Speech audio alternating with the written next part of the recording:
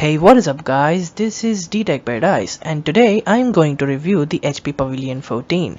This is the best laptop you can get if you're a student because it can do pretty much anything. So without further ado, let's jump right into it. So first let's talk about the design. It's an aluminium body, or at least aluminium coated, because there's no mention of the materials used for this laptop, but it does feel like aluminium. It's quite sturdy and it is so slim. It's the slimmest laptop I have used, and that's always a good thing if you travel with it a lot. It won't be that bulky laptop you'll have to travel with every day. Now it is lightweight too. It weighs around 1.4 kg, which is just fine, but it is still good for traveling, which makes me come to the next point. It has a 14-inch Full HD LED IPS display. The small display itself is also good for traveling, and even though it's not so big, it doesn't seem small when using it. The viewing angles are amazing and the display doesn't look darker or lose its colors when you see it from the side, which is a good thing because it's not a cheap display. This display is also anti-glare, and that means it's going to ignore all the reflections and you get an uninterrupted display. It is the best when you're watching something which is black, and generally in non-anti-glare screens you'll see reflections of the stuff behind you, but this laptop doesn't have that problem. It is the best for watching movies and videos. It is not 4K, but it can still play 4K videos without any problem. The hinges on this are also high quality. It's sturdy and I think it'll last for a long time. You can't open it with one hand though, you'll need to use both the hands to open it, but it's not that hard. It's a really good quality hinge. Now before we talk about the other stuff, let's talk about the performance, because that's very important when you are buying a laptop like this. Now it has an Intel Core i5 11th gen processor with a 16GB of RAM and a 512GB of SSD storage. Now because of the SSD, the laptop boots up really fast. It takes under 10 seconds for it to boot up, which is pretty impressive. All thanks to that SSD storage. Its read and write speeds is really good. The Intel i5 is a mid-range processor, and let me be blunt, it's like the entry-level processor for high performance. Now when you use this laptop, it's really smooth and doesn't have any issues multitasking, and you can open as many Chrome tabs as you want and it will still be able to handle it. So in terms of daily small tasks, this is the best laptop you can get for this price. Now can it edit videos? Well yes, it can, but to a certain extent.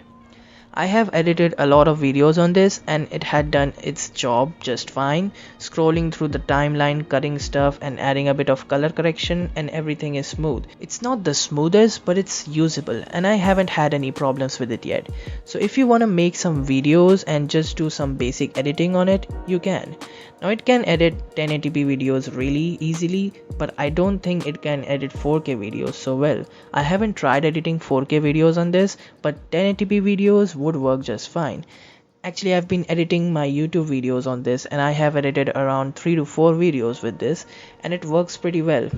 The rendering speeds are also really great. It can render a 5-minute video in 6 to 7 minutes, which is pretty impressive. Now this is not a gaming laptop by any means and I wouldn't recommend gaming on this, but if you really wanted to play some games casually, you can, and it works really good. Now if you are playing a game on this, you should probably connect an external keyboard, because if you use this keyboard, the buttons might not be able to handle the abuse during the gaming. Now talking about the keyboard, this laptop has a small size keyboard because of a smaller display, so it doesn't have a numeric keyboard like all of the full size keyboards out there, but it doesn't matter because you get used to using the ones above. Now the keyboard also has some shortcut function keys which let you increase and decrease the brightness and volume, pause, play, and all those handy buttons that you need for everyday use, which is amazing. Now this is a backlit keyboard and it sorta has a purplish white color to it, which looks nice, and it's good for using laptop in dark environments, and you can turn it off whenever you want, and it also has 2 brightness levels, so that's pretty neat. It has an average sized trackpad, definitely not as big as the MacBook, but the quality and accuracy of the trackpad is really good. It has its own HP gesture controls which helps you navigate the laptop much easily, and it's quite accurate.